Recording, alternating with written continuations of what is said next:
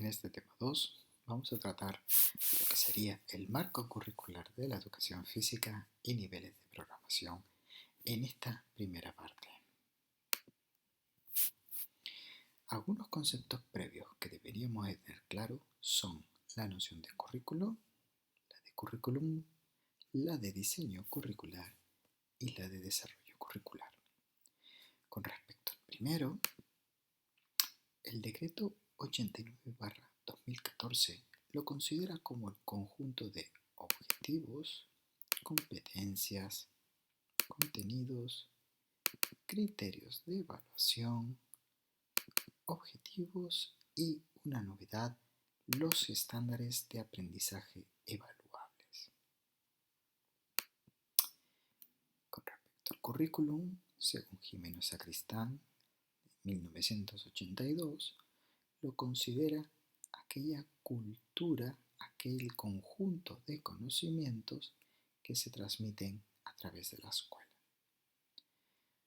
Otro concepto que es importante tener en cuenta sería el de diseño curricular, que es un concepto que supera al anterior de programación y tiene en cuenta los distintos niveles que hay de documentos, desde el primer nivel de concreción hasta el tercero o cuarto nivel de concreción, como hablan algunos autores y autoras.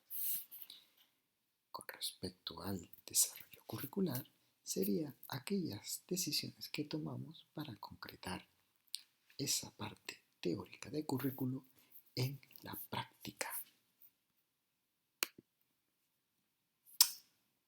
La metáfora de la escultura es una idea en la que subyace cómo a través del diseño curricular vamos tomando decisiones para transformar al desarrollo curricular. Es decir, cómo se pasa de la teoría a la práctica.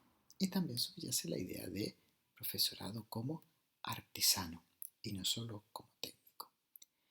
Esta metáfora habla de cómo a través de un bloque o una piedra que llega a nuestras manos, que es el diseño curricular o currículo, a través de una serie de decisiones que vamos tomando, lo transformamos en lo que sería el desarrollo curricular, es decir, en la práctica de aula, que aquí viene representado en la escultura que pueden ver en su imagen.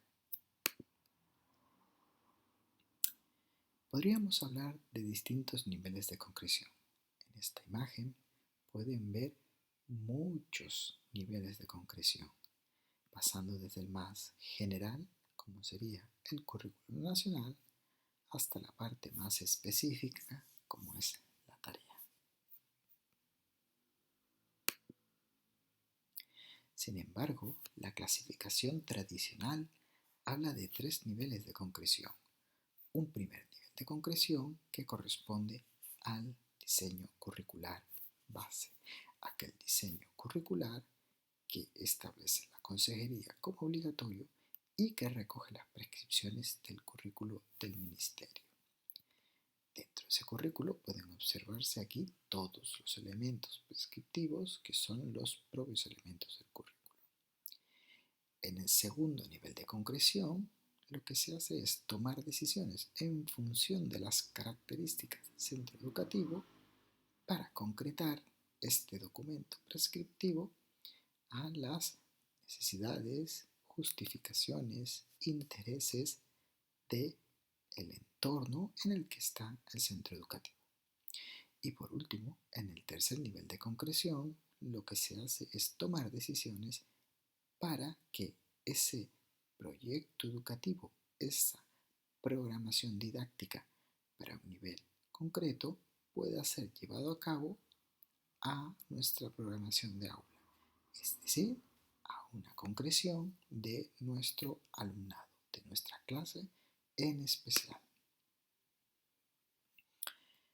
Y a partir de aquí empezamos ya a hablar de los diferentes elementos que componen el currículo. Como puede observarse en esta definición del Real Decreto 126/2014, las competencias vienen a ser aquellas capacidades que aplicamos de una forma eficaz e integrada para resolver aquellos problemas que nos pone la situación educativa.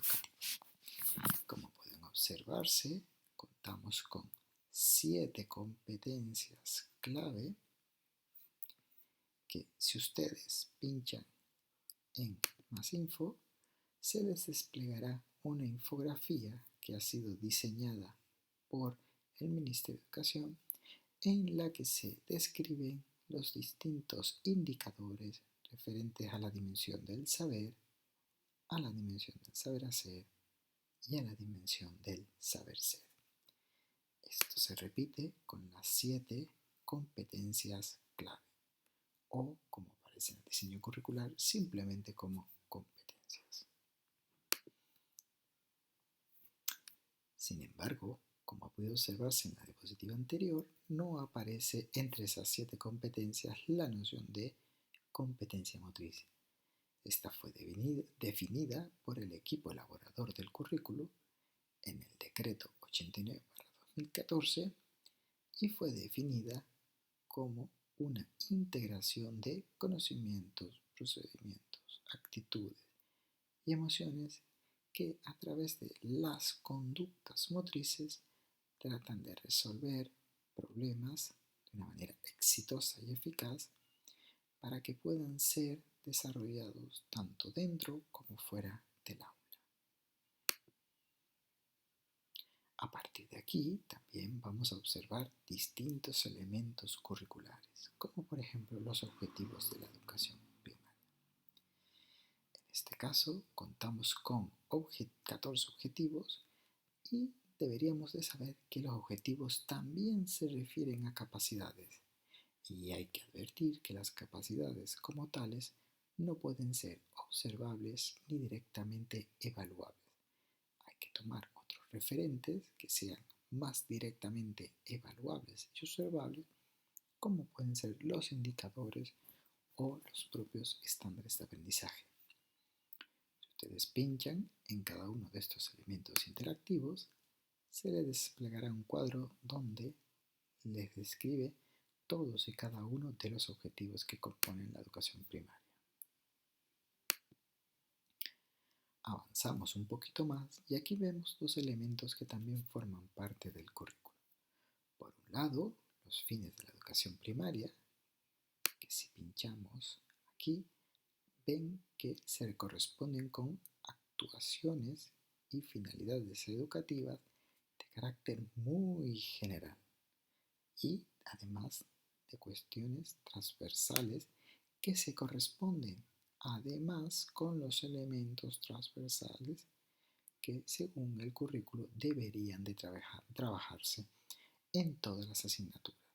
Por ejemplo, aspectos relacionados con la dieta equilibrada, con el consumo responsable, educación para la paz, para la salud, equidad, igualdad y atención a la diversidad. En esta diapositiva podemos observar las distintas orientaciones que lleva a cabo la educación física en cada una de las etapas. En infantil podemos observar que se refiere a la educación motriz. Tanto en primaria como en secundaria, lo importante es que el alumnado tenga muchas experiencias relacionadas con situaciones lúdicas, expresivas y deportivas. Y en el bachillerato se le dan herramientas al alumnado para que vaya haciendo una construcción de su tiempo de ocio de una manera activa y por tanto vaya adquiriendo un estilo activo y saludable de vida que le permita adherirse a lo largo de toda la vida.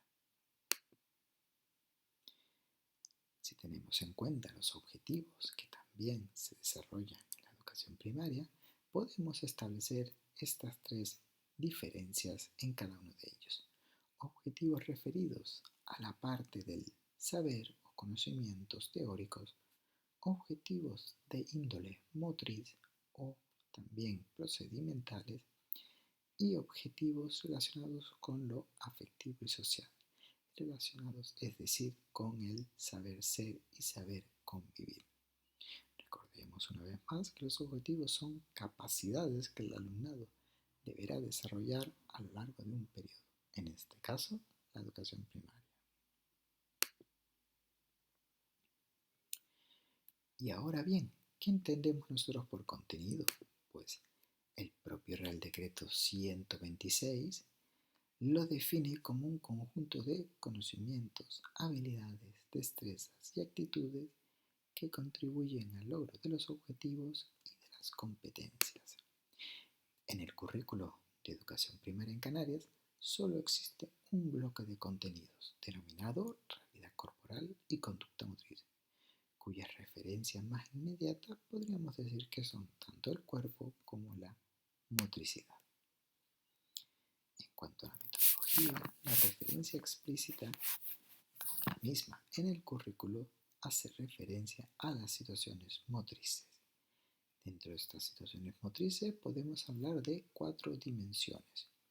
Una dimensión físico-motriz, cuyo objetivo principal es el desarrollo del acondicionamiento físico y la salud.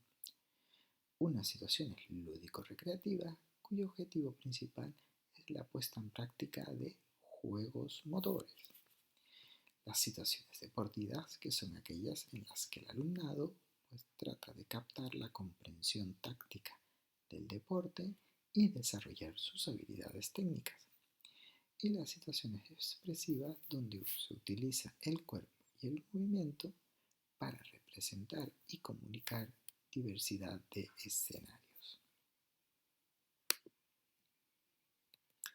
Los contenidos tienen cierto paralelismo con los objetivos y asimismo los conceptos podríamos relacionarlos con aquellas cuestiones de índole más teórico y que podrían relacionarse con los objetivos de carácter cognitivo. Los procedimientos podríamos relacionarlos con los objetivos físico-motrices y los contenidos referidos a la actitud podríamos relacionarlos con los objetivos de carácter más afectivo, social y emocional. Los criterios de evaluación han tomado una importancia capital en este último decreto. ¿Cuál sería la definición de criterios de evaluación? Pues según el Real Decreto 126, son el referente específico para evaluar aquello que el alumnado ha aprendido. Es el referente también para valorar el grado de desarrollo de las competencias. Para ello, para definir los criterios de evaluación, se ha utilizado el siguiente procedimiento. Es decir, en primer lugar, se definen cuál es la operación mental u acciones motrices a desarrollar, que en este caso podemos identificarlas con el color rojo. También podemos saber cuáles son los contenidos a trabajar, que en este caso estarían identificados con el color verde. Además, dentro de la definición del criterio de evaluación, tienen que estar descritos los contextos y los recursos con los que se va a desarrollar esa capacidad. Recordemos nuevamente que los criterios de evaluación también son capacidades y por tanto no son directamente observables ni evaluables. Tenemos que buscar instrumentos donde podamos manifestar indicadores de evaluación y tomar como referente también los estándares de aprendizaje. Podemos ver en esta diapositiva un ejemplo de un criterio de evaluación, cómo su grado de complejidad va aumentando desde primero de primaria, donde la acción motriz principal es experimentar, hasta sexto de primaria, donde la acción motriz ya es aplicar. El contenido sería el mismo, las habilidades motrices básicas. Una de las estrategias que dice el diseño curricular que se debe utilizar para la organización de los contenidos, pues puede ser dividida en 3 aspectos diferentes. Por un lado, la organización disciplinar, en la que cada asignatura se trabaja de manera aislada. Esta estrategia es la más común dentro de las escuelas, sobre todo en la educación primaria. Una estrategia basada en la globalización, entendiendo globalización como una estructura de pensamiento, una forma de acceder al conocimiento de realidad y que es muy utilizada en la etapa de infantil. En este caso no hay asignaturas, sino que el conocimiento se presenta de manera holística y global.